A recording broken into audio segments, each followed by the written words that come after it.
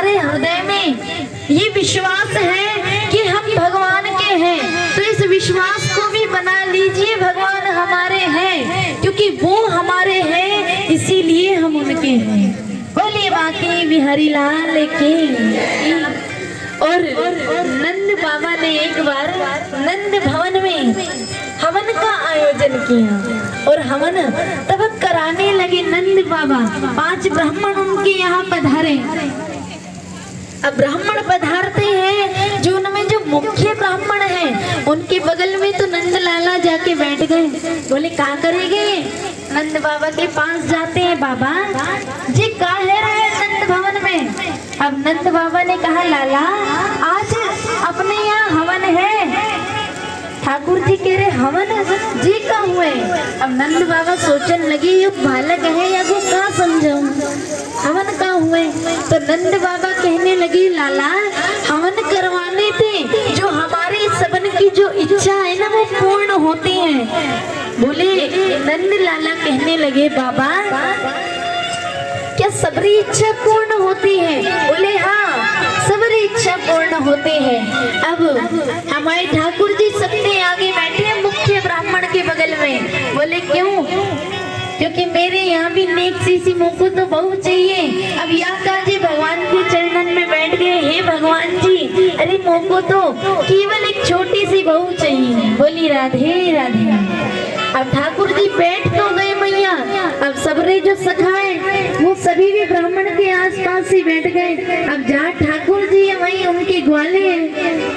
अब सबरे बैठ गए। ऋषियों ने जैसे हवन को आरंभ किया, अब आरंभ तब करते हैं ना, तो ठाकुर जी ध्यान से देख रहे हैं वो ऋषि महर्षि क्या कर रहे हैं। अब उनके यहाँ माला जप रहे हैं गुप्त मंत्र का।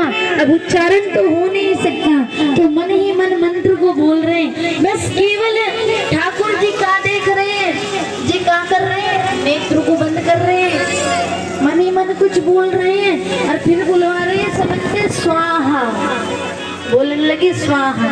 अब ठाकुर जी देख रहे हैं ध्यान से। अब जैसे जैसे ध्यान से देखे, अब वाके बाद भैया मंत्रन के उच्चारण है लगे।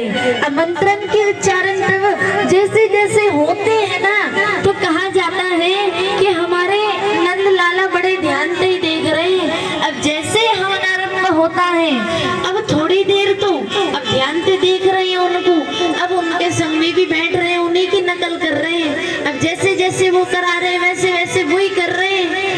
अब ठाकुर जी के जो दूसरे जो ग्वाला है, कौन? श्री धामा जी। श्री धामा जी क्या देख रहे हैं कि जो उनके बगल में जो ब्राह्मण है ना मैया जी क्या कर रहे हैं? बोले सभी ब्राह्मण को हवन को एक प्रत्येक मात्रा में डाल रहे हैं। और जी ब्राह्मण क्या कर रहे हैं? वहाँ पर इतना बड़ा तो प्याला रखा है घी का सबन के आगे। अब जो ब्राह्मण बैठे हैं श्री धामा जी के बगल में भी क्या कर रहे हैं? अपने बगल में नेक सोसु डब्बा धर रखा है। अब जी क्या कर रहे हैं? जैसे ही स्वाहा का उच्चारण होता है, आधा घी वहाँ में डाल दे, आधा अपने में डाल ले। अब थोड़ी देर तो श्री धामा जी चुपचाप बैठे रहे। अब चुपचाप बैठे रहे, देखने लगे जी तो अब हवन में कम डाल रहे हैं, अपने डब्बा में ज्यादा डाल रहे हैं। अब श्री दामा जी ने देखा अब मंत्रन का उच्चारण हो रहा नहीं, रुका गया। वहाँ पर चिल्लाने लगे, कहने लगे अरे ये तो घृत चोरम है, घृत चोरम। बोलने लगे, तेज तेज बोल रहे हैं घृत चोरम, घृत चोरम, घृत चोरम। अब ब्राह्मण ने देखा भैया जी तो मेरी पोल खोल दे हो। ब्राह्मण कहने लगे अरे पुत्र नेक बेटो। श्री दामा जी और तेज बोलने लगे, अरे जी तो घृत चोरम है, घृत चोरम है। अरे आपको पकड़ो, देख अपने डब्बा में डाल रहे हो। ब्राह्मण देवता बोलते हैं मंत्र तो चल रहे हैं, बड़े बड़े मंत्र हैं, अब ऐसे ही थोड़ी खत्म हो जाएंगे। अब सभी लोग तो मंत्र बोल रहे हैं, ब्राह्मण देवता मंत्रन के बीच में बोल रहे हैं चुप रहो मत्स, जे आधा तोरम आधा मोरम स्वाहा। बोली राधे राधे। बोलने लगे जो यहाँ मरते आधा मेरा है, तो फिर मैं कोई किसी को कछु नहीं कहूँ। अब ब्राह्मण देवता तो अपना कर रहे हैं स्वाहा स्वाहा। वहां पर नंद लाला देख रहे। अगले अगले दिन मैया का काम करो नंद लाला है सबरे सखा बुला लिए नंद भवन के पीछे। अब आप पीछे बुलाए ना, सवंती कह रहे हैं चलो अब जल्दी से तैयारी करो। बोले का नाम की कि हवन होगा। बोले कौन कराएगा।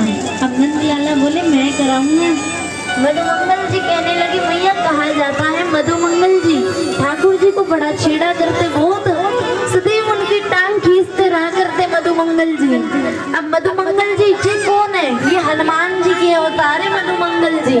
आपने कल गिरिराज महाराज की बड़ी सुंदर कथा का श्रवण किया था और कहा जाता है मैया तब गिरिराज महाराज की हम परिक्रमा लगाते हैं तो वहाँ पर आप एक बात बताइए गिरिराज महाराज की परिक्रमा कौन कौन ने लगाई है।